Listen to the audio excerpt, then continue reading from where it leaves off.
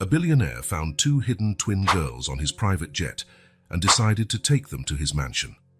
A few days later, he broke down in tears upon discovering what they had done for his wheelchair-bound wife. The gentle hum of the private jet's engines had ceased, giving way to a silence Thomas Bennett knew all too well. It was the silence of success, of power, of solitude. He loosened his tie, feeling the weight of yet another day of multi-million-dollar negotiations. His footsteps echoed along the empty corridor of the aircraft as he headed for the exit. That was when he heard it. A whisper, almost imperceptible. A small movement. Thomas froze. His senses, sharpened by years of relentless business, went into high alert.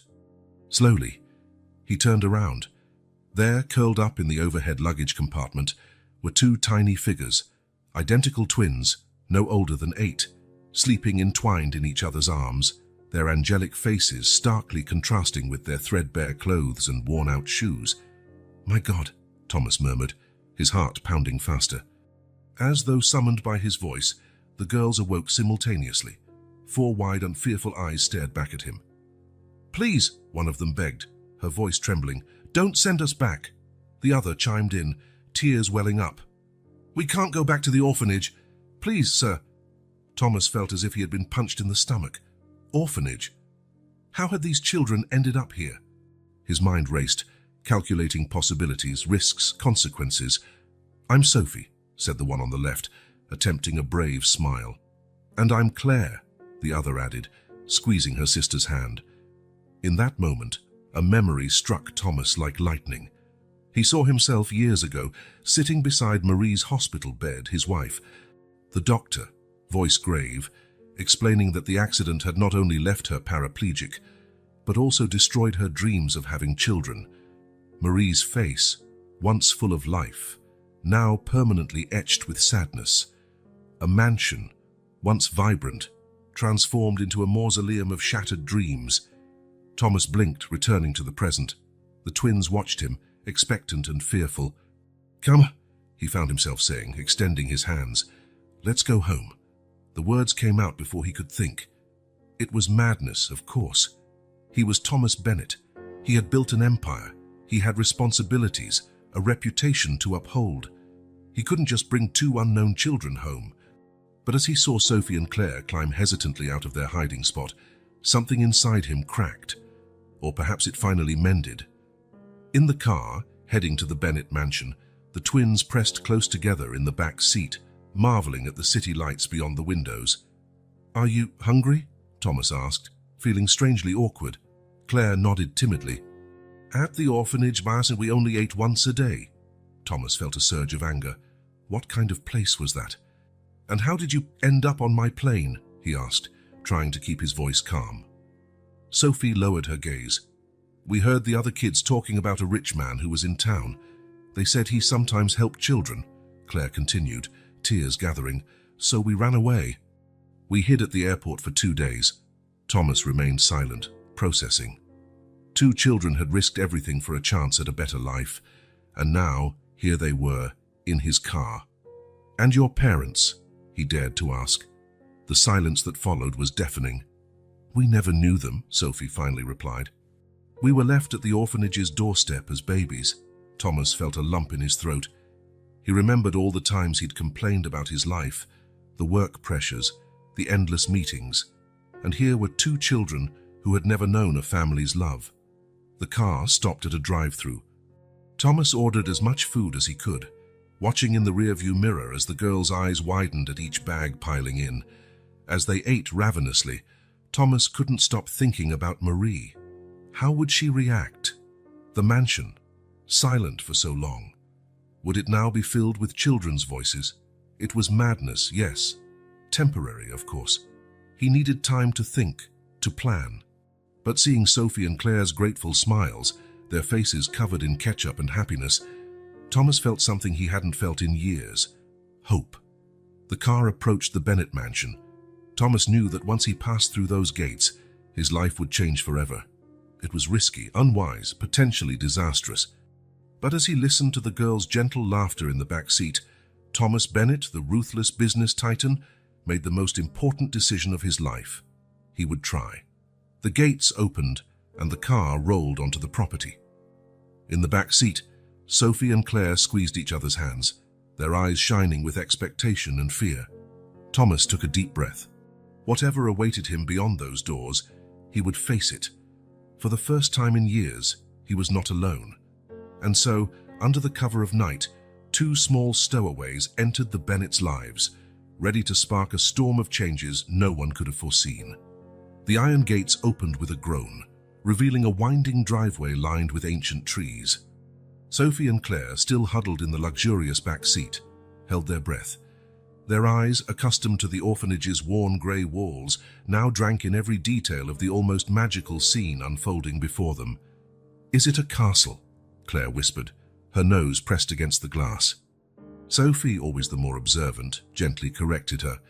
"I think it's a mansion, Claire, like in the books Mrs. Patel used to read to us." Thomas, at the wheel, couldn't help but smile at their exchange. It was strange, he thought, how something he'd always considered ordinary now took on a new glow through the girl's eyes.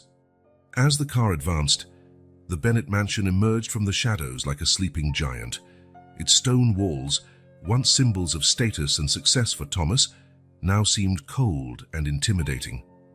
He wondered, not for the first time that night, if he was doing the right thing. The vehicle came to a smooth stop before the main entrance. Before Thomas could say anything, the front door opened, revealing Anne, the housekeeper. Her face, normally impassive, now showed a mix of surprise and concern. "Mr. Bennett," she called, hurrying down the steps. "Are you all right? We didn't expect you back so soon and—" Her voice trailed off as she noticed the two small figures stepping timidly out of the car. Thomas cleared his throat, feeling inexplicably nervous. "Anne, we have guests." Anne's eyes widened, darting between the twins and her employer. In all her years of service, she had never seen Thomas Bennett act so impulsively. "Hello," Sophie said quietly, offering a small wave. Claire, encouraged by her sister, managed a hesitant smile. "Your home is very beautiful." Anne, recovering from her initial shock, felt her heart melt. "Oh, my dears," she said, her voice softening. "Welcome to Bennett Mansion." Thomas watched the exchange with a mix of relief and apprehension. Anne had always been his pillar, especially after Marie's accident. Her silent approval meant more than he could express. "Anne," he said, his voice now more serious, "please prepare the guest room on the second floor. The girls will be staying with us for a while." The housekeeper nodded, years of experience allowing her to maintain composure. "Of course, sir. Should I inform Mrs. Marie?" The mention of his wife made Thomas hesitate. Marie, how would she react to this unexpected situation? "I'll talk to her myself," he replied, trying to sound more confident than he felt. As Anne guided the twins inside, whispering promises of hot chocolate and cookies, Thomas headed to Marie's room. Each step echoed through silent corridors, reminding him how much his life had changed in recent years. He stopped before the closed door, took a deep breath, and knocked gently. "Marie, may I come in?" The silence that followed was familiar, but no less painful. After a few moments, he heard a faint "enter." The room was dimly lit by a small lamp. Marie sat in her wheelchair, turned toward the window, as Thomas found her most evenings. "Thomas," she said, without turning around. "You're home early." He approached, feeling the weight of the decision he had made. "Marie, something happened." In the following minutes, Thomas recounted the night's events, discovering the twins, deciding to bring them home, his plans for the immediate future. Throughout, Marie remained motionless, her face hidden by shadows. "You want me to meet these children?" she finally asked, her voice laden with restrained emotion. Thomas felt his heart tighten. "Only if you want to, my love. They'll stay in the guest room for now. You don't have to see them if you're not ready." Marie finally turned, and Thomas saw tears shining in her eyes. "I need time, Thomas. Please understand." He nodded, leaning down to kiss her forehead gently. "Of course, my love. Take all the time you need." Leaving the room, Thomas felt the weight of the world on his shoulders. He had hoped, perhaps naively, that the twins' arrival might bring some light back into Marie's life. But old wounds ran deep, and healing would take time. Upstairs, Anne had turned the guest room into a small paradise. The twins, now bathed and wearing pajamas softer than anything they'd ever known, gazed in wonder at the huge canopy bed. "We've never slept in such a big bed," Claire whispered, touching the silk sheets as if they were made of gold. Sophie, always the protector, asked hesitantly, "Can we really stay here, Mr. Bennett?" Thomas felt a lump in his throat. "Of course you can, Sophie. This is your room now." The girls exchanged looks of pure joy, and for a moment, Thomas forgot all the complications awaiting them. Seeing their genuine happiness, he knew that no matter what happened, he had made the right choice. After wishing the twins good night and assuring the man would be nearby if they needed anything, Thomas headed to his study. He paused before the large portrait of Marie dominating one wall. In it, his wife smiled radiantly, her eyes full of life and promises of a bright future. That Marie seemed so distant now.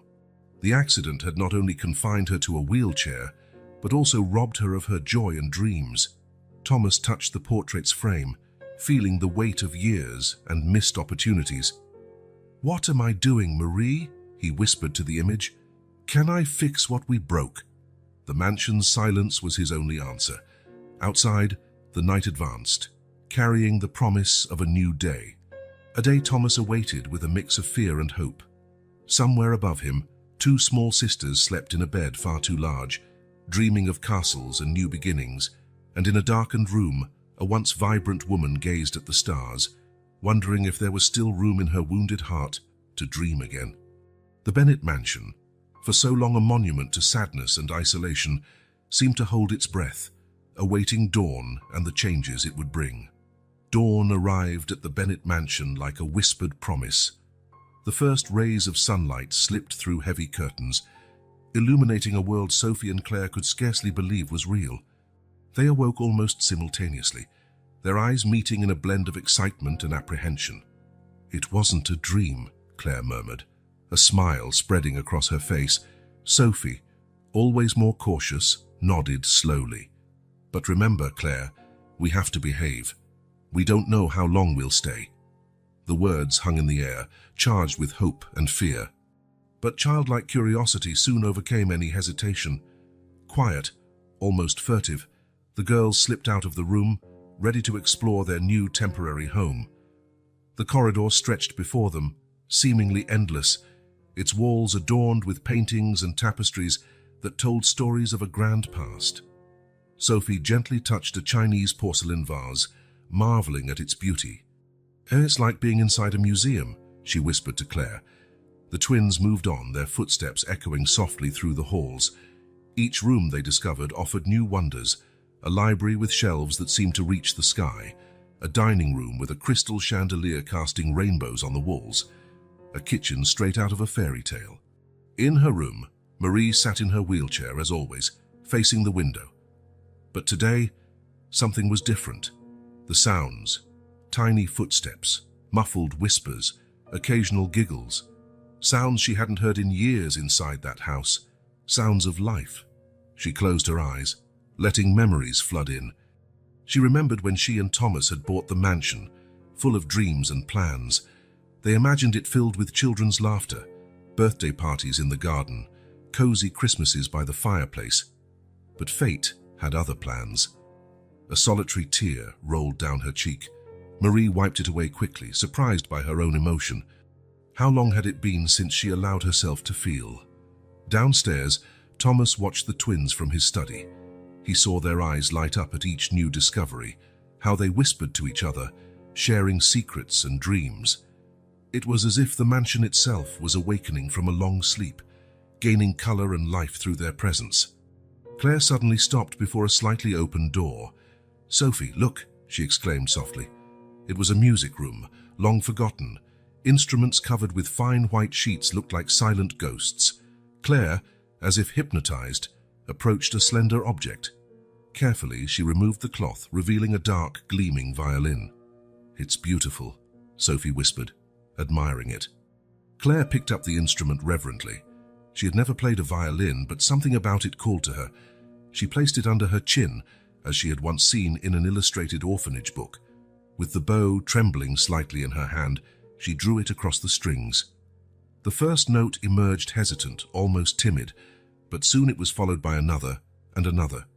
Claire closed her eyes, guided by a melody seemingly rising from deep within. The music, gentle and melancholic, began flowing through the mansion's corridors. It was as if the very walls were breathing, absorbing each note. In the garden, Thomas halted abruptly at the first chords. His heart sped up, recognizing a melody. It was a song Marie used to play, back in the happy days before the accident. Upstairs, Marie froze. The music enveloped her like a long-forgotten embrace. Tears, which had refused to fall for years, now flowed freely down her face. It was as if each note awakened a part of her she thought dead. Sophie watched her sister play, amazed. Claire had always had a knack for music, but this was different. It was magical. The melody continued, filling every corner of the mansion with its bittersweet beauty. It was a song of loss, but also of hope, of endings, but also of new beginnings. When the last note finally faded, a reverent silence fell over the house. Claire opened her eyes, seeming to awaken from a trance. How did I do that?"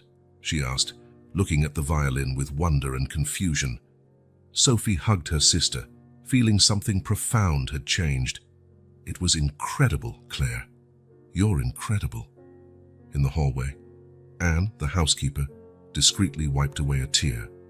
In all her years at the Bennet mansion, she had never felt such emotion in the air. Thomas, who was still in the garden, looked up toward Marie's window, his heart torn between hope and apprehension. And Marie felt something she hadn't experienced in years: desire. A desire to see, to hear, to feel. With trembling hands, she turned her wheelchair away from the window for the first time in months. "Anne!" she called, her voice husky with emotion. The housekeeper appeared almost instantly, as if she had been waiting for this moment. "Yes, Mrs. Bennet." Marie hesitated for a moment, fighting against years of self-imposed isolation. But the music still echoed in her heart, giving her courage. Could you leave the door slightly ajar? Just a bit." Anne couldn't contain a smile. "Of course, Mrs. Bennet, right away." As the housekeeper moved to fulfill the request, Marie felt a wave of conflicting emotions wash over her: fear, hope, sadness, curiosity.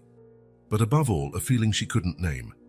Perhaps it was the start of something new, or the awakening of something long dormant. The door opened a few inches, allowing the sounds of the house to enter Marie's sanctuary. Distant laughter, light footsteps, the clinking of dishes in the kitchen. Sounds of life. Marie closed her eyes, letting these new sounds wrap around her.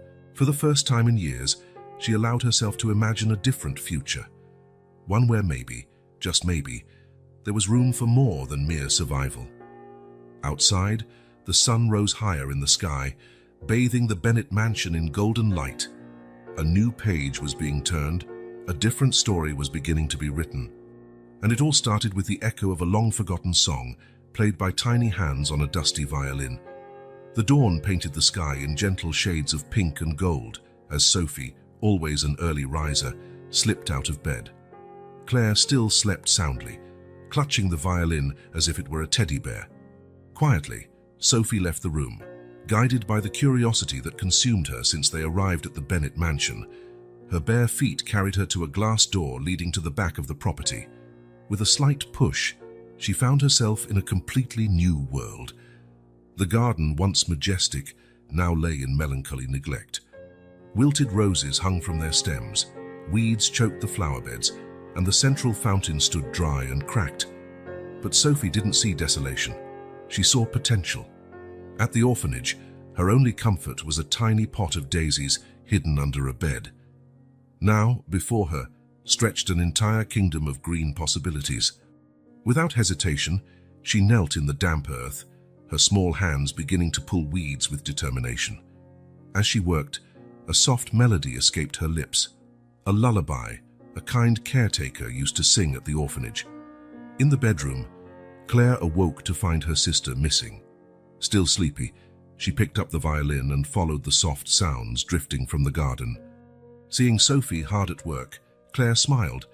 Without a word, she joined her sister, their voices blending in perfect harmony as their hands worked the soil. Upstairs, Marie was in her usual spot by the window. But today, something made her look down at the long-neglected garden. What she saw made her heart skip a beat. Two small figures, almost identical, moved among the wilted flowers. Their voices, clear and sweet, rose to her like a scented breeze.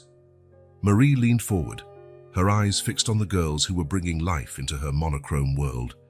Thomas, stepping out for his habitual morning walk, stopped abruptly at the sight in the garden. The twins, completely absorbed in their task, didn't notice him. But what truly surprised him was the movement at Marie's window. For the first time in months, she seemed genuinely interested in something beyond her walls. Days passed, and a routine began to form at the Bennett mansion. Every morning, Sophie ran to the garden, determined to restore its former glory. Claire accompanied her, alternating between helping and practicing violin under the shade of an old oak. Claire's music improved each day. What began as hesitant, off-key notes gradually transformed into complex, moving melodies. She practiced tirelessly, driven by a talent she didn't fully understand. Marie, for her part, found herself increasingly drawn to the window. Her mornings, once filled only with silent melancholy, were now punctuated by moments of curiosity and, occasionally, something resembling joy. She watched Sophie meticulously tend each flower, as if each were a precious treasure. She saw the girl discover a rusty old watering can, filling it at the newly repaired fountain and pouring life into the parched flower beds. Claire's melodies drifted up to her room, sometimes cheerful and playful, other times deep and melancholy. Marie caught herself anticipating each new tune, wondering what emotion the young violinist would express next. Thomas noticed the subtle changes in his wife. The way she leaned slightly forward in her chair when the girls appeared in the garden. The different light in her eyes at the sound of Claire's violin.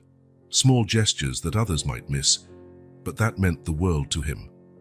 One afternoon, as the twins worked in the garden, Claire discovered something exciting. "Sophie, look!" she exclaimed, pointing at a tiny green bud standing out on what appeared to be a dead rose bush. "It's alive!"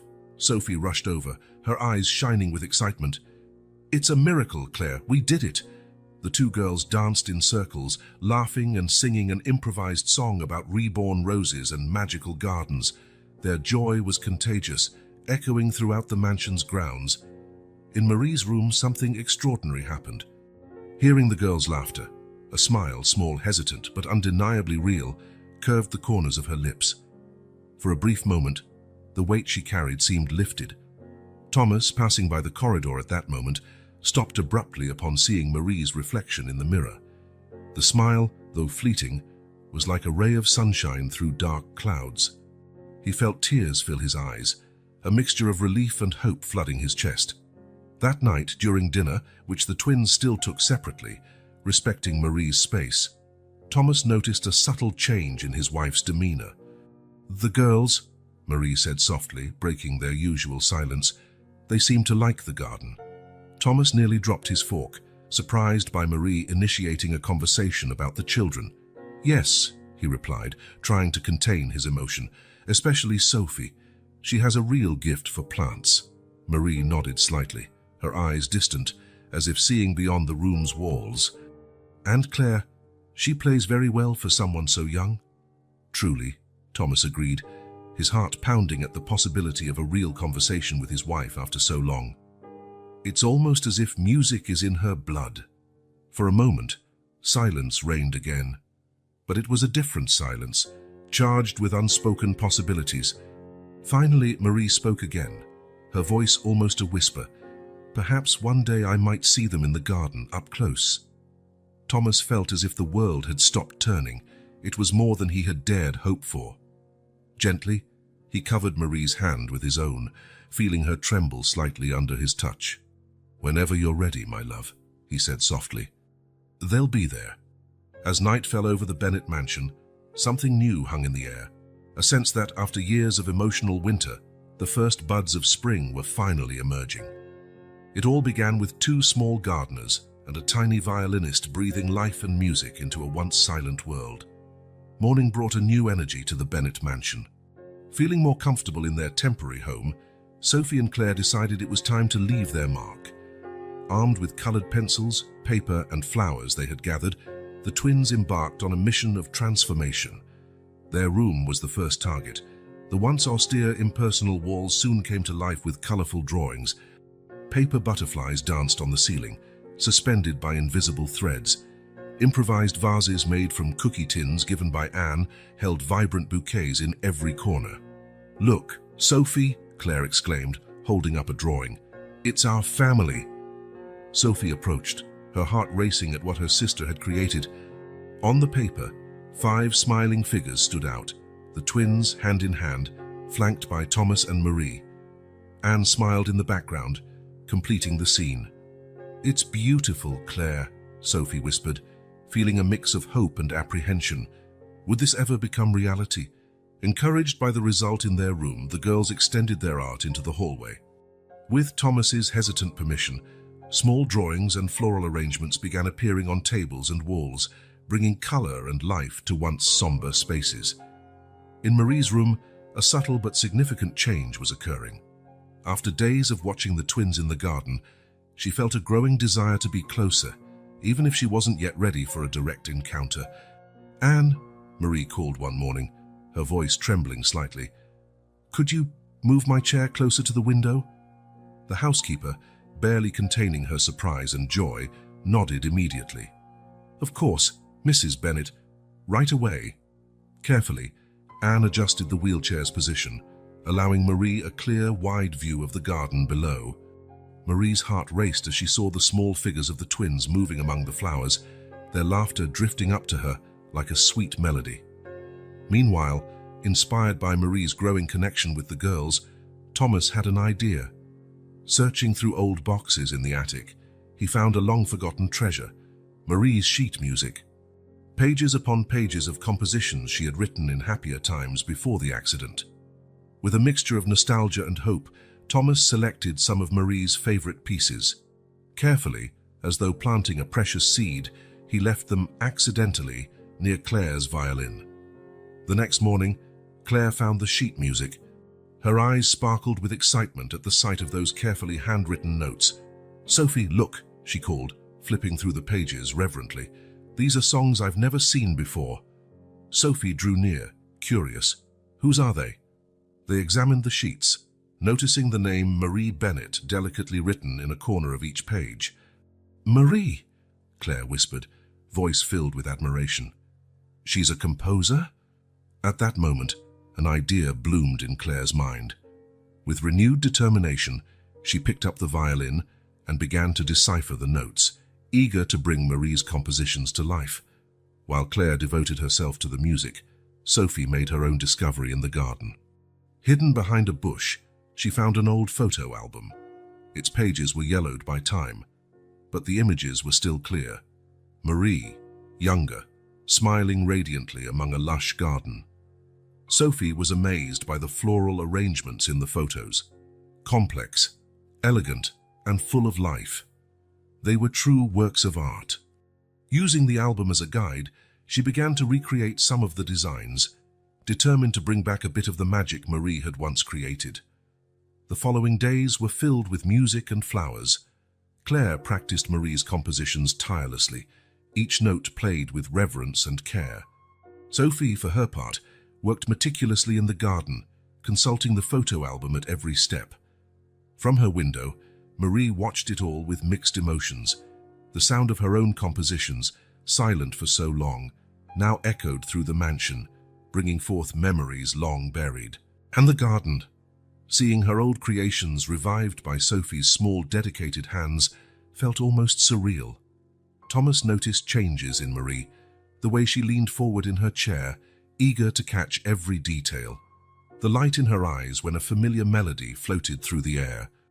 The gentle curve of her lips that almost became a smile at a particularly beautiful floral arrangement. One afternoon, as the twins worked in the garden, Claire playing one of Marie's compositions while Sophie tended a flower bed, something extraordinary happened. Marie turned to Anne, who was tidying the room, and said quietly, almost timidly, "Anne, I'd like to see them. The girls, even if only from afar." Anne froze, scarcely believing what she'd heard. Carefully, to avoid overwhelming Marie with excess emotion, she replied softly, "Of course, Mrs. Bennet. When would you like to do that?"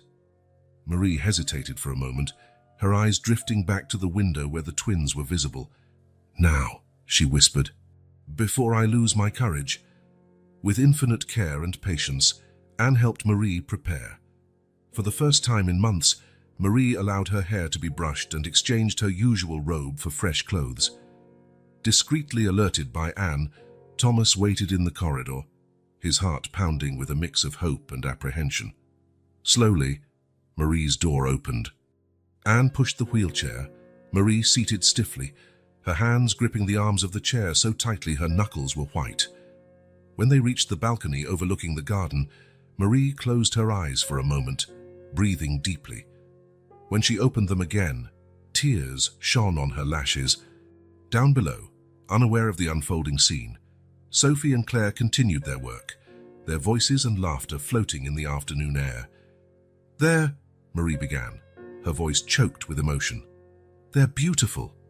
Thomas, standing a few steps behind, felt his own tears fall. In that moment, seeing his wife take a step outside her shell of isolation, he knew a miracle was happening before his eyes. The Bennet mansion, so long shrouded in sadness and loss, seemed to awaken along with Marie. The carefully constructed barriers of years began to crumble one by one under the gentle touch of two small hands and the sweet sound of a violin. Morning arrived with a palpable sense of anticipation at the Bennet mansion. After her brief appearance on the balcony, Marie had expressed the desire to officially meet the twins. Thomas, scarcely able to contain his emotion, arranged everything with utmost care. Sophie and Claire, informed by Anne about the meeting, were a mix of nervousness and excitement. They spent the morning preparing, choosing their best clothes and rehearsing what they'd say. "What if she doesn't like us?" Claire whispered, braiding her sister's hair. Sophie, always the stronger one, replied with confidence she didn't fully feel, "She'll love us, Claire, just like we already love her." At noon, Thomas knocked softly on the girl's door. "Are you ready?" he asked, his own nerves evident in his voice. The twins nodded, hand in hand, and followed Thomas along the corridor. Each step echoed, marking a moment that could change everything. Marie waited in her room, her wheelchair positioned near the window. She had asked Anne to help her dress in a gown she hadn't worn in years. Her hands trembled slightly in her lap, and she took a deep breath, trying to calm her racing heart. The door opened slowly, and Thomas entered first. "Marie, my dear," he said gently, "there are two very special people who would like to meet you." With a gentle gesture, he invited the twins in. Sophie and Claire stepped forward, still holding hands, their wide eyes fixed on Marie. For a moment, silence reigned. Marie looked at the girls, taking in every detail of their identical faces, their neatly combed hair, their simple but clean clothes. The twins, for their part, observed Marie with admiration and timidity. It was Claire who broke the silence. "You're even prettier up close," she said softly, a blush coloring her cheeks. Marie felt her defenses crumble at the sincerity of that declaration. A hesitant smile appeared on her lips. "Thank you, dear. You two are absolutely adorable." Sophie stepped forward, holding a small bouquet of flowers. "We brought these for you, from the garden. So I hope you like them." Marie accepted the flowers, her fingers lightly brushing Sophie's. The brief touch sent a wave of emotion through her. "They're lovely," she murmured, tears shining in her eyes.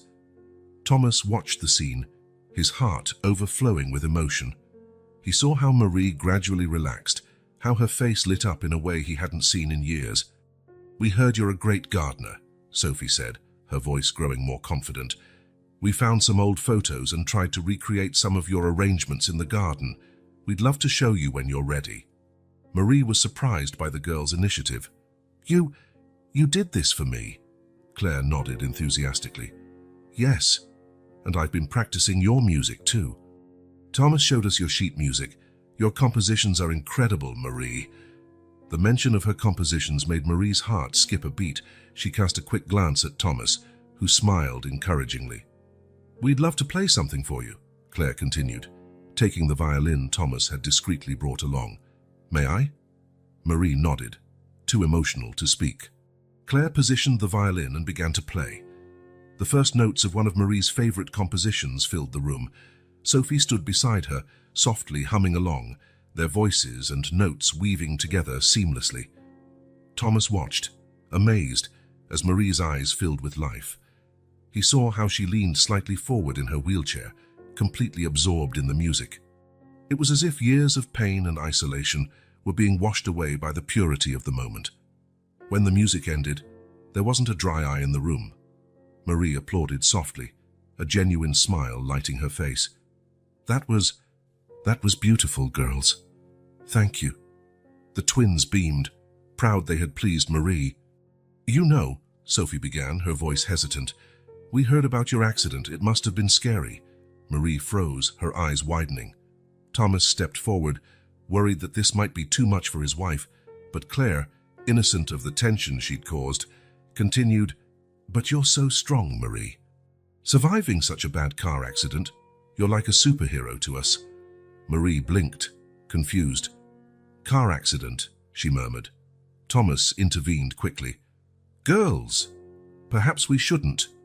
But Marie interrupted, her voice surprisingly firm. No, Thomas. It's all right. Turning to the twins, she asked, What else have you heard about the accident? Sophie, realizing they'd touched on a sensitive subject, answered cautiously, Just that it was a very bad car accident and you were badly hurt. But you survived, and that's what matters, right? Marie exchanged a meaningful look with Thomas. There was something off about this simplified version of events, not aligning with her own hazy memories. But before she could dwell on it more, Claire approached, placing a gentle hand on Marie's. No matter what happened in the past, you're here now, and we're so happy to know you. The purity and sincerity of those words hit Marie like a warm wave. She felt something inside her thaw, a barrier she hadn't known existed beginning to melt. Thank you, dears, she said, her voice thick with emotion. I would love it if you'd visit me again tomorrow. Maybe you can tell me more about what you've been doing in the garden. The twins' faces lit up with identical smiles. Of course, they exclaimed in unison. When the girls finally left, accompanied by Thomas, Marie was left alone with her thoughts. Her heart was lighter than it had been in years, but her mind was filled with questions. The twins' innocence had not only begun to heal her wounded heart, but also awakened long-buried questions. For the first time in a long time, Marie felt determined to seek answers. The morning after meeting with the twins, Thomas Bennett sat in his study, his mind full of questions. The innocent words of the girls about Marie's car accident echoed in his thoughts, stirring dormant doubts. With renewed resolve, he opened a locked drawer in his desk, pulling out a dusty folder. Marie Bennett's accident, read the label. Thomas hesitated a moment before opening it, feeling the weight of the truth he might uncover. Meanwhile, in Marie's room, a touching scene was unfolding. The twins, honoring their promise, had returned for a visit. Marie, surprising even herself, found herself sharing stories of her youth. Did you know I used to be a pianist? Marie smiled, eyes bright with memories. I traveled the world playing in grand concert halls. Claire gasped in admiration. Amazing, you must have seen so many places. Marie nodded, lost in recollections. Paris, London, New York. Each city had its own magic. Sophie, always observant, noticed a shadow cross Marie's face. Do you miss it? She asked gently. Marie fell silent for a moment.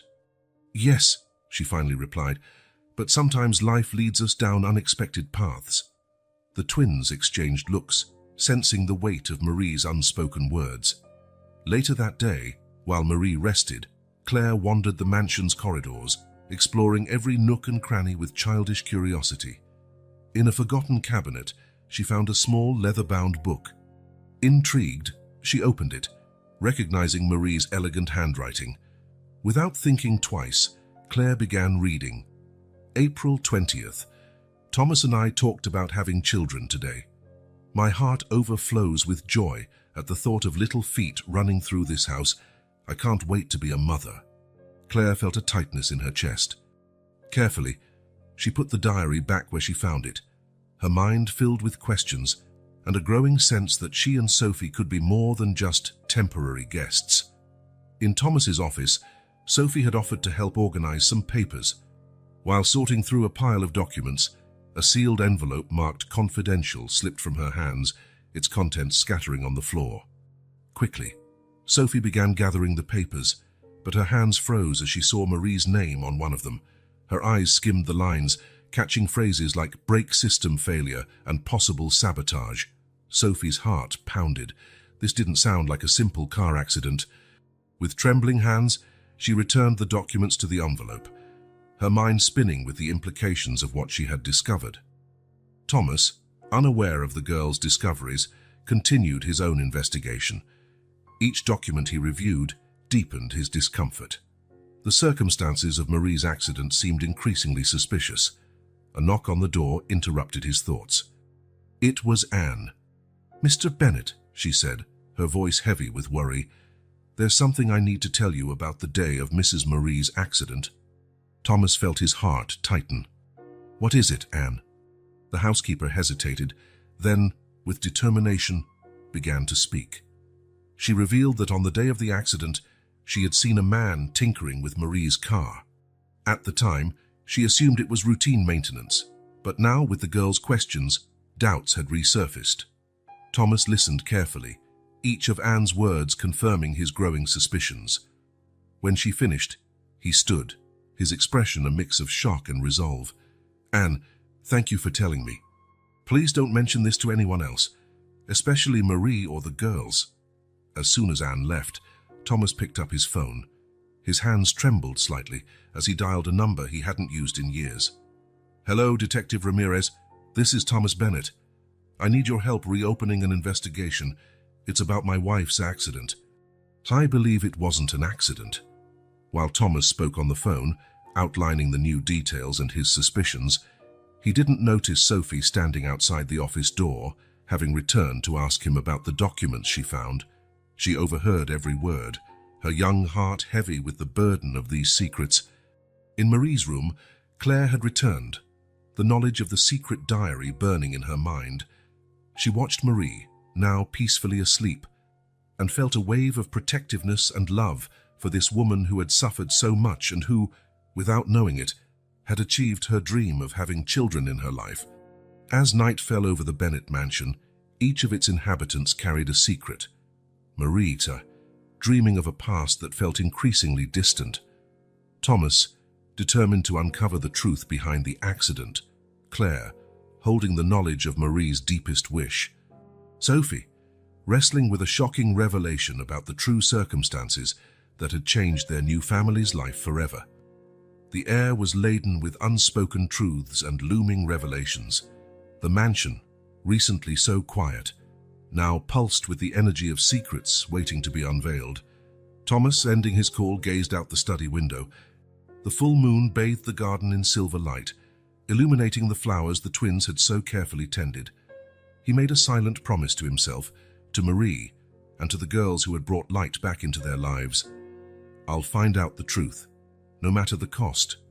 And this time, I won't let anything hurt us again." With that determination, Thomas prepared for a battle that could change everything. The long-buried secrets were about to come to light, and with them, a promise of a new beginning for the Bennett family. Morning arrived at the Bennett mansion carrying a different energy. Marie, who for so long had been content to watch life pass by through a window, surprised everyone with an unexpected request. "Thomas," she called, her voice trembling with fear and determination, "I want to resume my physical therapy." Thomas, who was about to leave for another day of secret investigations, stopped abruptly. "Are you sure, my dear?" he asked, barely able to hide his surprise and joy. Marie nodded, her eyes shining with a spark of life long absent. "The girls, they make me want to try again, to truly live again." With his heart overflowing with emotion, Thomas immediately made the necessary arrangements. Dr. Hernandez, the physical therapist who had tried for years to encourage Marie not to give up, was overjoyed at the news. When Sophie and Claire learned of Marie's decision, their reaction was pure delight. "Can we help?" asked Sophie, her eyes bright with anticipation. "Of course we can," replied Claire, already planning how to make the sessions more fun for Marie. And so a new routine was established. Every morning, Dr. Hernandez arrived for the physical therapy sessions, but he wasn't alone in his mission. Sophie and Claire became enthusiastic assistants, bringing contagious energy to each session.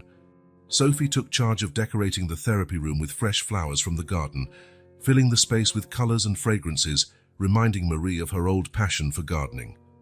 Claire, meanwhile, played her violin softly, filling the air with melodies that shifted from cheerful to relaxing, depending on the exercise. Marie, initially hesitant and frightened by the idea of trying again, found herself carried along by the wave of optimism and love the girls radiated. Each small achievement was celebrated as a grand victory. "Look, Marie," Sophie exclaimed one day, pointing at the mirror. "You moved your arm so much more today." Marie, looking at her reflection, saw not just improved movement, but also something she hadn't seen in years: hope in her own eyes. While Marie fought to regain control of her body, Thomas fought his own battle behind the scenes. His investigation led him to disturbing discoveries. Documents, testimonies, and physical evidence increasingly pointed to a chilling conclusion. Marie's accident had not been an accident. One night, locked in his study, Thomas found himself staring at a photo that changed everything. It was an image of Marie's car after the crash, and clearly visible in it was a clean cut on the brake cables. "My God," Thomas murmured, feeling a wave of nausea and anger. Someone had deliberately sabotaged Marie's car. Someone had tried to kill her. Determined to protect his family, Thomas intensified his investigations, working closely with Detective Ramirez. Each new piece of evidence brought him closer to the truth, but also made him more aware of the danger that still lurked. Unaware of the dark discoveries Thomas was making, the twins continued to be a ray of sunshine in Marie's life. Inspired by Marie's progress, Claire decided to compose a special piece of music just for her. She spent hours at the mansion's old piano, silent for years, working on her composition. When it was finally ready, she presented it during a therapy session. The first notes floated through the air, gentle and hesitant, like Marie's first steps toward recovery. Gradually, the melody gained strength and confidence, reflecting Marie's growing determination. Its climax was triumphant, full of hope and promise. Listening to the piece Claire had composed especially for her, Marie felt tears sliding down her cheeks. Tears of gratitude, love, and a long-lost emotion, pure joy. "It's beautiful, Claire," Marie whispered, voice choked with emotion. "Thank you." Claire smiled, her eyes shining. "It's your music, Marie, the music of your rebirth." At that moment, something extraordinary happened. Perhaps inspired by the music, the girl's loving presence, or simply because it was finally time, Marie felt a sensation she hadn't had in years. Her toes, they moved. It was a tiny movement, almost imperceptible, but Marie felt it. And for the first time in years, she truly believed recovery was possible. "Thomas," she called, her voice trembling with emotion. "Girls!" "Look!" Everyone gathered around Marie, watching with anticipation. With great effort and concentration, Marie managed to move her toes again. The room erupted in joy. Sophie and Claire jumped with excitement. Thomas's eyes filled with tears, and even Dr. Hernandez seemed moved. "You did it, Marie," Thomas exclaimed, holding his wife's hand. "You really did it." Marie, looking at the smiling faces around her, felt a wave of love and gratitude. The twins, who had entered her life so unexpectedly, had brought not only joy, but the strength she needed to fight. "Thank you," she said softly, looking at each of them. "Thank you for not giving up on me." That night, as the Bennett mansion fell quiet, a sense of hope filled the air. Marie slept smiling, dreaming of the steps she would one day take again. The twins, exhausted but happy, whispered plans for helping Marie in her recovery. And Thomas, seated in his study, gazed at the incriminating photo of the sabotaged car. His determination to protect his family and uncover the truth was stronger than ever. But now there was something else, a certainty that together they could overcome any obstacle. Marie's rebirth had just begun, and with it, the rebirth of the entire Bennett family. The shadows of the past still lingered, but the light of the present, brought by two small souls full of love, shone brighter each day. The days at the Bennett mansion flowed with a new rhythm. Marie's room, once a sanctuary of silence and melancholy, now pulsed with life.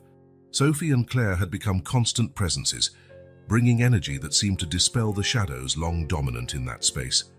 One sunny afternoon, Marie watched the twins sitting on the rug, absorbed in a board game.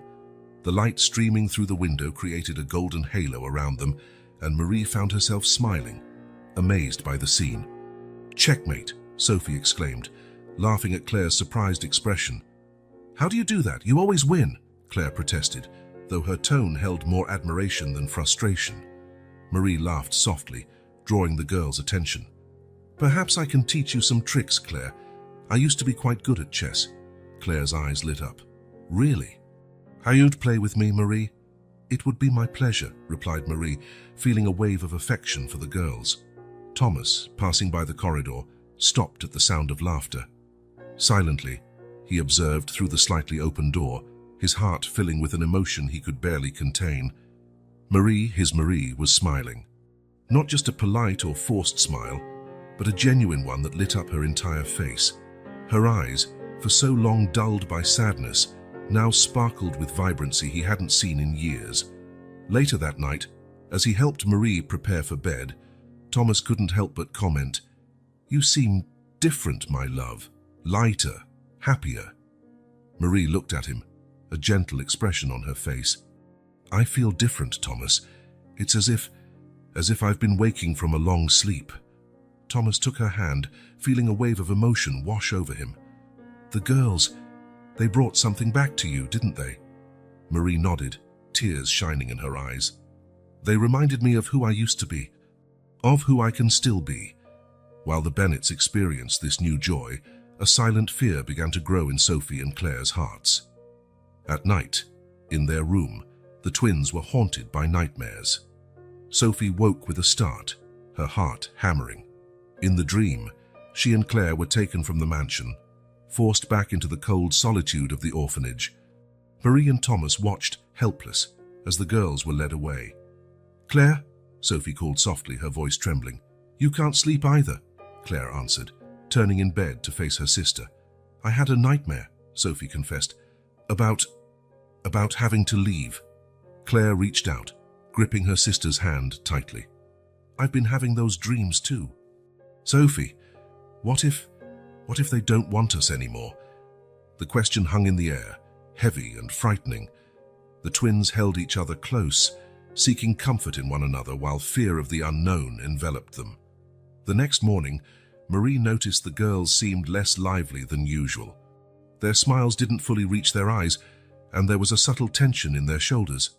"Is everything all right, dears?" Marie asked gently during breakfast in her room. Sophie and Claire exchanged quick glances before Claire answered, "Yes, Marie. We just didn't sleep well." Marie felt a pang of worry. Something was bothering them, and she was determined to find out what. Later that day, as Thomas helped her with her therapy exercises, Marie finally voiced what had been growing in her heart for weeks. "Thomas," she began, her voice firm despite the nervousness she felt, "I've been thinking about the girls." Thomas stopped what he was doing, giving his wife his full attention.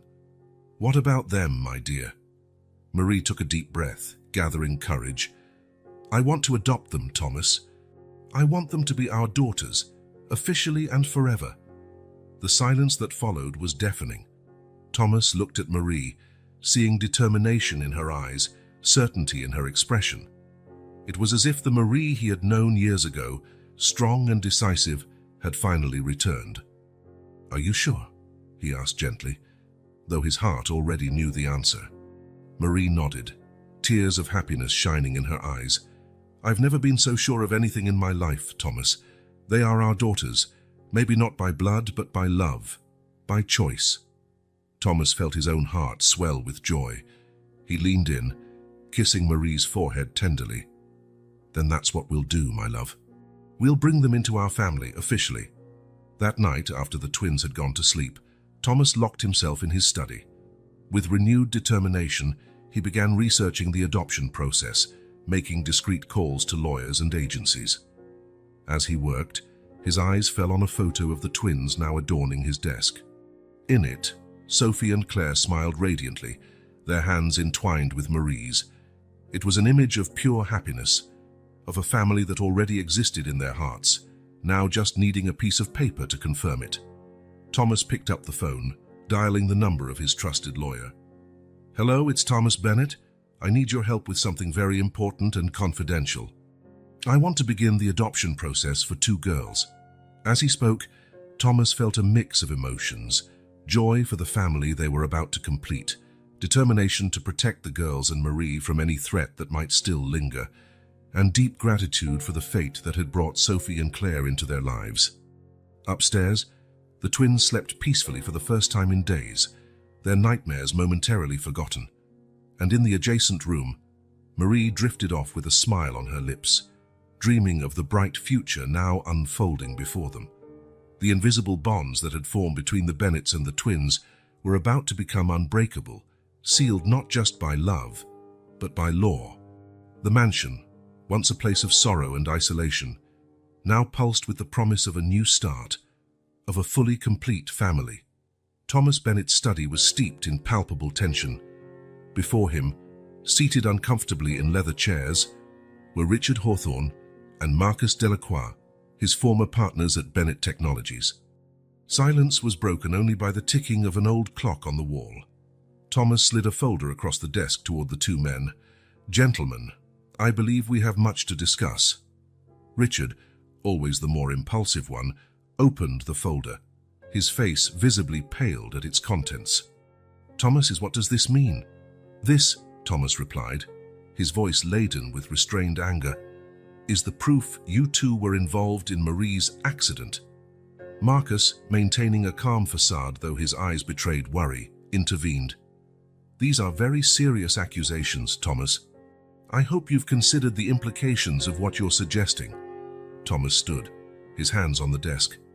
"Implications. Like the implication that my so-called friends and business partners tried to kill my wife, or the implication that you nearly destroyed my family for greed." While the argument intensified in the study, Sophie and Claire, searching for Thomas to show him a new drawing, stopped abruptly at the sound of raised voices. Curious and a bit frightened, they quietly approached the slightly open door. "We had no choice, Thomas," Richard's voice rang out. "The merger with Global Tech was our only chance to save the company. Marie was going to expose everything, ruin everything." The twins exchanged shocked looks. What were they talking about? In the study, Thomas felt his blood boil. "So you decided to silence her permanently, by cutting her car's brakes." Marcus, seeing denial was useless, tried another angle. "It was a mistake, Thomas, a terrible mistake. But think about what would happen if this came out now, the company, everything we built." "Built?" Thomas interrupted, his voice trembling with rage. "You almost destroyed everything, not just the company, but my family." Outside, Sophie squeezed Claire's hand tight. Both felt the weight of what they were hearing, even without fully understanding all the implications. The argument inside continued, with accusations, veiled threats, and finally a proposal from Richard. "What do you want, Thomas? Money, shares? Name your price to keep this quiet." The sound of something shattering made the girls jump. Thomas had thrown an object against the wall. "You really think you can buy my silence? After what you did to Marie?" Frightened by the crash and the intensity of the confrontation, Sophie and Claire backed away, running back to their bedroom. Meanwhile, downstairs, Marie was in the midst of her physical therapy session. Motivated by the love she felt for the girls and the hope for a future with them, she worked harder than ever. "Come on, Mrs. Bennett," Dr. Hernandez encouraged. "One more time. Focus on the movement." Marie, face bathed in sweat, closed her eyes and pictured Sophie and Claire, She imagined being able to fully embrace them, to walk with them through the garden. With a cry of determination, she managed to move her leg more than she had since the accident. Dr. Hernandez was astonished. "Incredible, Mrs. Bennett. This is remarkable progress."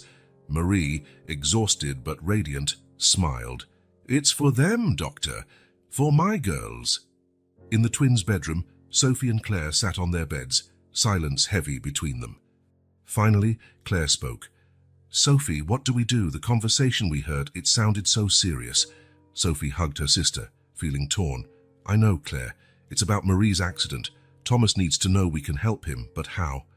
The girls decided they would investigate on their own. After all, who would suspect two curious children exploring a mansion?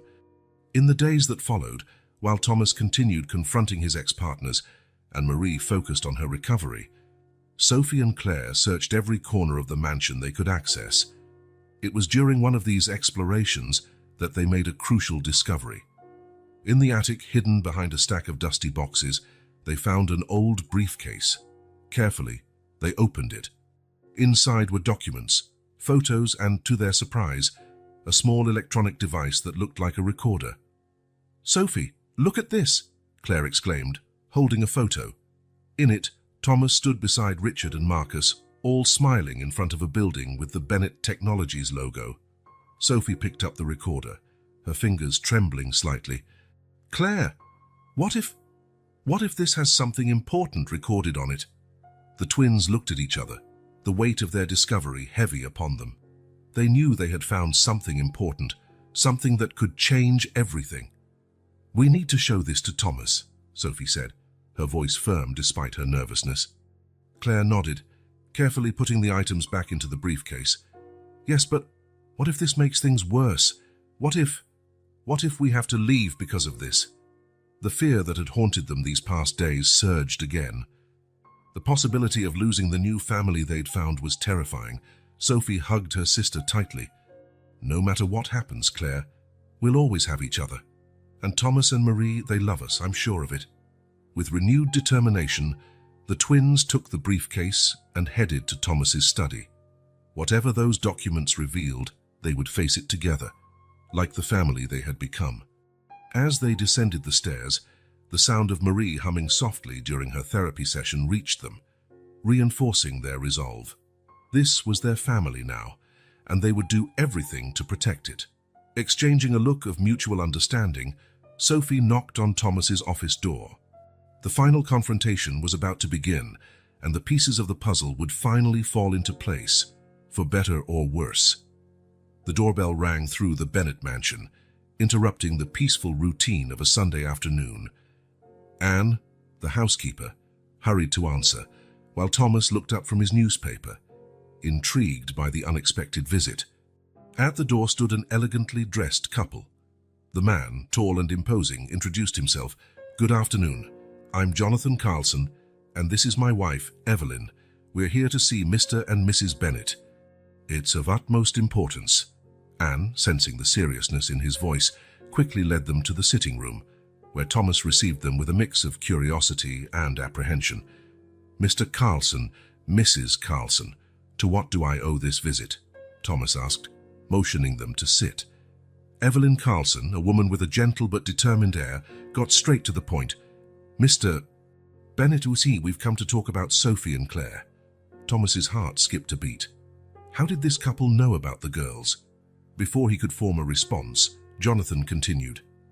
"We were in the process of adopting the twins when they ran away from the orphanage. We've spent months searching for them and finally located them here." The news fell like a bomb. Thomas felt the ground vanish beneath his feet. At that moment, Marie entered the room in her wheelchair, having heard unfamiliar voices. "Thomas, what's happening?" she asked, immediately noticing the tension. With a heavy heart, Thomas introduced the Carlsons and briefly summarized what they'd said.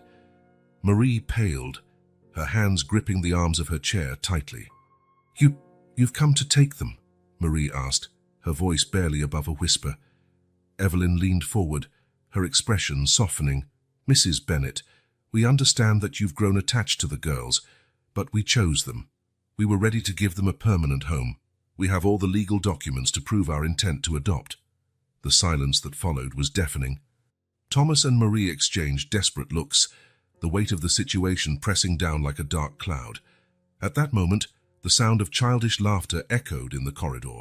Sophie and Claire, unaware of the unfolding drama, entered the room, stopping abruptly at the sight of strangers. Thomas, Marie. "Who are these people?" Sophie asked, instinctively placing herself slightly in front of Claire in a protective gesture. Evelyn's eyes filled with tears upon seeing the girls. "Sophie, Claire," she said softly, "do you remember us? We're the Carlsons. We've come to take you home." The twins froze, their faces a mix of shock and confusion. Claire clutched Sophie's hand tightly, memories of the orphanage and the Carlsons' visits flooding their minds. But this is our home now," Claire murmured, looking from Thomas to Marie with pleading eyes. Marie's heart broke at the fear in the girl's eyes. With a strength she didn't know she possessed, she spoke up. "The girls aren't going anywhere if they don't want to. They're part of our family now." Jonathan Carlson stood, his posture becoming more rigid. "Mrs. Bennet, I understand your feelings, but we have legal rights. We began the adoption process long before you even met the girls." Thomas, feeling the tension escalate, intervened. "Mr. and Mrs. Carlson, this is a delicate and unexpected situation for all of us. I suggest we give the girls some time to process this. Meanwhile, we can discuss this matter as adults." Reluctantly, the Carlsons agreed. Anne was called to take Sophie and Claire to their room, promising them everything would be fine. Once alone, the adults' discussion intensified. The Carlsons presented documents proving their intent to adopt, while Thomas and Marie argued about the emotional bond formed with the girls and how the mansion had become a true home for them. In the bedroom, Sophie and Claire sat on their beds, heavy silence between them. Finally, Claire spoke. "Sophie, what do we do? The Carlsons, they really seemed ready to adopt us before." Sophie held her sister close and feeling torn. "I know, Claire. They were kind to us at the orphanage, but Thomas and Marie, they're our family now." The girls spent hours debating, their young minds wrestling with a decision no child should have to make. They remembered the Carlsons' kindness, how they once dreamed of a permanent home. But they also thought of how Thomas had welcomed them, how Marie had flourished with their presence, the moments of joy they'd shared in the Bennet mansion. Meanwhile, downstairs, the discussion reached an impasse. The Carlsons, though moved by the evident affection the Bennets had for the girls, were determined to assert their legal rights. "We'll do whatever is necessary to bring the girls home," Jonathan declared firmly. Thomas, feeling the situation slipping out of his control, made a decision. "Then you leave me no choice. I'll fight for custody of the girls with all the resources I have." Marie, who had remained silent for some time, surprised everyone with her determination. With visible effort, she pushed herself up from her wheelchair, her eyes shining with a mix of love and ferocity. "Sophie and Claire are our daughters," she declared, her voice firm despite the physical struggle. "Perhaps not by blood or documents, but by choice, by love. And we will fight for them with every fiber of our being." Marie's display of strength left everyone stunned.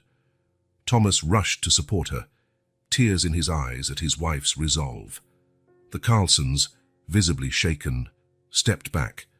Perhaps we can find a solution that's best for the girls," Evelyn suggested, her voice betraying her uncertainty. When night fell over the Bennet mansion, nothing was resolved. The Carlsons left with a promise to return with their lawyers. Thomas immediately began mobilizing his legal team, determined to keep the twins. Marie, exhausted but resolute, asked to see the girls. When Sophie and Claire entered the room timidly, Marie pulled them into a tight embrace. "No matter what happens," she whispered, "you will always be our daughters. You will always have a home here." The twins, eyes filled with tears, hugged back fiercely.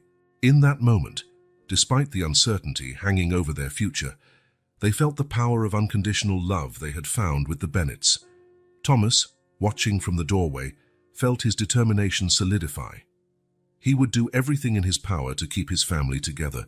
The legal battle ahead would be hard, but he was ready to face any challenge. As the night wore on, the Bennet mansion fell quiet. But the air was charged with emotion and expectation. The future was uncertain, but one thing was clear. The love that united this improvised family was stronger than any legal document. And with that love, they would face whatever the future held. The family court was tense. On one side sat the Bennets, Thomas immaculate in his suit, and Marie in her wheelchair, determination etched on their faces. On the other, the Carlsons, equally elegant and resolute. At the center of this legal battlefield, Sophie and Claire, two small figures holding hands, their large, frightened eyes darting between the adults who would decide their fate. Judge Peterson, a middle-aged man with keen eyes, surveyed the scene carefully. "We will begin the custody hearing for Sophie and Claire Armstrong," he announced, his voice echoing in the room. The lawyers for both sides presented their opening arguments. The Carlsons' representative emphasized the adoption process that had already been underway before the girls disappeared, highlighting the financial and emotional stability the couple could offer. "Your Honor," said the Carlsons' lawyer, "my clients underwent rigorous evaluations, prepared for years to adopt. They have a home ready to receive the girls, a community awaiting them with open arms." The Bennets' lawyer, in turn, focused on the emotional bond that had formed between the twins and the family. "The circumstances may have been unusual," he admitted, "but the love and care the Bennets have shown are undeniable. Sophie and Claire found not just a home, but a family that loves them unconditionally." As the legal battle unfolded, Thomas received an urgent message from his private detective. The evidence about Marie's accident, carefully collected over months, was ready to present to the police. With a racing heart, Thomas requested a moment from the judge and approached his lawyer, whispering about the new development. The lawyer, understanding the gravity, requested a brief recess. "Your Honor," he said, "critical information has arisen that may affect this case. We request a short break to address a matter of family safety." Judge Peterson, intrigued, agreed with a nod. "We'll have a 1-hour recess." As the courtroom emptied, Thomas turned to Marie, his eyes brimming with emotion. "It's time for the truth to come out," he said softly. Marie nodded, squeezing his hand. "Do what you must, my love." Thomas hurried outside, meeting with the detective and police representatives. The evidence was presented: recordings, financial documents, and the testimony of a mechanic coerced into sabotaging Marie's car. Within hours, news spread like wildfire. Richard Hawthorne and Marcus Delacroix, Thomas's former partners, were arrested on charges of attempted murder and corporate fraud. The story of Marie's accident, now revealed as a deliberate attempt to silence her, shocked everyone. When the court reconvened, the atmosphere had changed drastically. Judge Peterson, visibly disturbed by the new information, looked at the Bennets with newfound understanding. "Mr. and Mrs. Bennet," he said, his voice charged with emotion, "on behalf of the justice system, I offer my sincerest apologies for what your family has endured." Marie, inspired by the revelation of truth and her love for the girls, did something extraordinary. With tremendous effort, and to everyone's astonishment, she rose from her wheelchair. For a few glorious seconds, Marie stood, supported by Thomas, her eyes fixed on the twins. "Sophie, Claire," she said, her voice trembling with emotion and effort, "you gave us strength when we needed it most. You are our family." The courtroom erupted in murmurs of admiration and emotion. Even the Carlsons seemed deeply moved by the display of love and determination. Judge Peterson, visibly touched, addressed the twins. "Sophie, Claire, you've experienced far more than any child should. I would like to hear from you. Why did you run away from the orphanage? How did you end up with Mr. Bennet?" The twins exchanged a knowing look. Sophie, ever the protector, began, "Your Honor, we heard the caretakers talking about separating us. They said it would be easier to get us adopted individually." Claire continued, her small voice firm. "We couldn't let that happen. We're all we have." "So," Sophie resumed, "when we heard about a rich man who helped children, we decided to try our luck. We hid at the airport for days, looking for Mr. Bennet." Claire added, "When we saw his private jet, we knew it was our only chance. We didn't plan to stay. We just wanted help to stay together." The courtroom was silent. all attention on the small twins who had risked everything for each other. Judge Peterson leaned back in his chair, clearly moved by their testimony. He looked at the Bennetts, then at the Carlsons, reassessing the situation with fresh eyes. "This is undoubtedly one of the most extraordinary cases I've ever presided over," he began. "On one side, a couple who diligently prepared to adopt, following all the legal steps. On the other, a family who, through unique circumstances, formed a deep and undeniable bond with these children." He paused, his gaze returning to Sophie and Claire. "Most importantly, we have two young girls who have shown extraordinary courage and love, not only for each other but for the family that welcomed them." The judge took a deep breath, readying himself to announce his decision. The entire room seemed to hold its breath, tension thick in the air. "Considering all the facts presented, the exceptional circumstances, and above all the children's best interest, I am ready to give my ruling." Thomas embraced Marie, who had returned to her wheelchair, both trembling with anticipation. The Carlsons held hands, their faces a mix of hope and resignation. Sophie and Claire squeezed each other's hands tightly. Judge Peterson leaned forward, his eyes sweeping the room one last time before speaking. "Regarding the custody of Sophie and Claire Armstrong, At that moment, the judge paused dramatically, the weight of his decision evident on his face. Everyone in the courtroom was on the edge of their seats, hearts pounding, awaiting the destiny of these two girls who had touched so many lives. The silence was deafening, loaded with hope, fear, and the future of a family formed under the most improbable circumstances. The next words from Judge Peterson would shape not only Sophie and Claire's fate, but also that of the Bennetts and the Carlsons. With one last compassionate look at all involved, the judge prepared to reveal his decision, one that would change lives forever. The silence in the courtroom was so dense one could hear a pin drop. All eyes were fixed on Judge Peterson, who finally broke the suspense with his firm as clear voice. "After careful consideration of all the presented facts, the testimonies, and above all, the children's welfare, this court grants legal custody of Sophie and Claire Armstrong to the Bennett family." A collective sigh swept through the room. Thomas hugged Marie tightly, tears of joy streaming down their faces.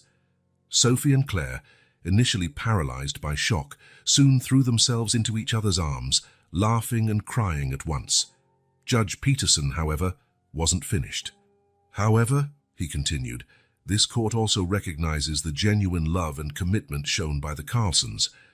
Therefore, they will receive regular visitation rights, to be agreed upon by all parties." The Carlsons, though visibly disappointed, nodded respectfully. Evelyn Carlson, tears in her eyes, looked at the twins and offered a gentle smile, showing her acceptance of the decision. "I hope," the judge concluded, "that all parties can work together for the girls' well-being. These children deserve all the love they can receive." As the room began to stir with the conclusion of the case, something extraordinary happened. Marie, propelled by a wave of emotion and love, began moving in her wheelchair. To everyone's astonishment, especially Thomas's, she slowly rose again. "Sophie, Claire," she called, her voice trembling with effort and emotion. The twins turned, their eyes widening at the sight of Marie standing. With hesitant, unsteady steps, but determined, Marie began walking toward them.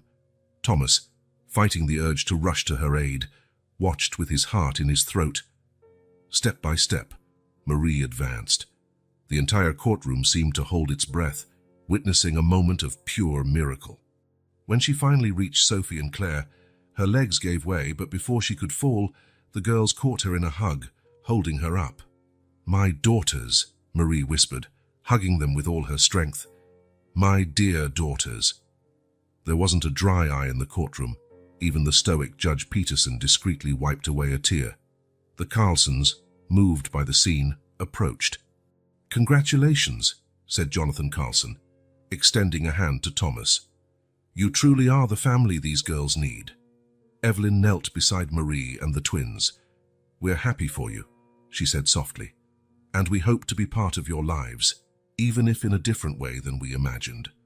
The return to the Bennett mansion was a celebration of joy and relief. When the car stopped at the entrance, Anne was there to greet them, her face radiant with happiness. "Welcome back," she said, opening the door for the family. "Welcome home." Sophie and Claire ran inside, their laughter echoing through halls once silent. Marie, supported by Thomas, entered slowly, her eyes shining as she saw the mansion in a new light. "It's different, isn't it?" she commented. Thomas nodded, understanding perfectly. It's no longer just a house, it's a home. In the days that followed, the Bennett mansion went through a transformation. Rooms once closed were opened and renovated. The girls' bedroom was redecorated, with Sophie and Claire given full freedom to choose colors and furniture. One afternoon, as the twins played in the now lush garden, Thomas called Marie to have a serious conversation in his study. "Marie," he began, holding her hands, "these last months have made me rethink many things. Our family, our priorities." Marie watched him closely, sensing something important coming. "I've decided to step back from the business," Thomas announced. "Not completely, but enough to focus more on our family and on projects that truly matter." Marie was surprised. "Thomas, are you sure? Your company has always been so important to you." He smiled, caressing her face. "Not as important as you all. Besides, after everything that happened, I realized I can use our resources to make a real difference in people's lives." Thomas explained his plans to create a foundation dedicated to helping orphaned children and families in difficult situations. Inspired by Sophie and Claire's journey, he wanted to ensure other children had a chance at loving homes. Marie listened, tears in her eyes, her heart overflowing with pride and love. "It's a wonderful idea, Thomas, and the girls will love getting involved too." Weeks passed, and life at the Bennett mansion settled into a happy, nurturing routine. Marie continued her therapy with renewed determination, making constant progress. The twins thrived, their smiles and laughter a constant presence. The Carlsons became regular visitors, bringing gifts and stories, further enriching the girls' lives. What could have been a tense situation turned into a loving extension of the family. One sunny Sunday afternoon, the Bennett family gathered in the garden for a picnic. The place, once neglected, now bloomed with colorful flowers and lush trees, a testament to Sophie's care and love. Marie, seated on a soft blanket, watched Thomas playing tag with the girls, her heart filled with a happiness she never thought she'd feel again. Mom, Claire called, running toward her. Come see what Sophie and I did." Smiling, Marie slowly stood, still leaning on a cane but stronger each day. She followed Claire to a small flower bed where Sophie waited, a proud grin on her face. "Look," Sophie said, pointing to a carefully arranged cluster of flowers. "We did this for you. They're the same flowers you used to grow, remember?" Marie felt tears of joy form in her eyes. There before her were the same varieties of flowers she had once loved. The fact that her daughters had remembered and recreated this for her was more than her heart could bear. "It's beautiful, my dears," she whispered, hugging them both. "Absolutely perfect." Thomas joined them, wrapping the whole family in a tight embrace. For a moment they stood there, united, the warm sun on their backs, the scent of flowers in the air, and distant birdsong. "You know," Thomas said, his voice soft and reflective, "a year ago, I never could have imagined we'd be here like this. You two," he smiled at Sophie and Claire, "brought so much light into our lives." "And you saved ours," Sophie replied, her voice full of emotion. Claire, always the more emotional, added, "You gave us a home, a family, something we never thought we'd have." Marie, tears in her eyes, concluded, "And you reminded us what truly matters in life. Love, family, hope." As the sun began to set, painting the sky with pink and gold hues, the Bennett family remained in the garden, talking, laughing, simply enjoying each other's presence. The mansion, once a symbol of sadness and isolation, now radiated life and love. Thomas looked at his family, Marie, stronger and happier than he'd seen her in years, Sophie with her quiet strength and generous heart, Claire with her music and contagious joy, and felt a deep peace. They had faced unimaginable challenges, but emerged stronger, more united. The future, once so dark and uncertain, now glowed with promise and possibility. The Bennett Children's Foundation was about to launch, ready to help countless other children find the love and security Sophie and Claire had found. As stars began to dot the night sky, the family returned inside, hand in hand. The Bennett mansion, once an imposing, cold structure, now seemed to embrace them, its windows shining with a welcoming light. This was more than a house, it was a home. A home built not with bricks and mortar, but with love, forgiveness, second chances, and an unshakable belief that family is not always defined by blood, but by the heart. And so, as night fell softly over the Bennett mansion, it sheltered not just 4 individuals, but a true family. A family that had learned that love can bloom in the most unexpected places, and that sometimes the greatest gifts come in the smallest packages, or in this case, in 2 little twins who dared to dream of a home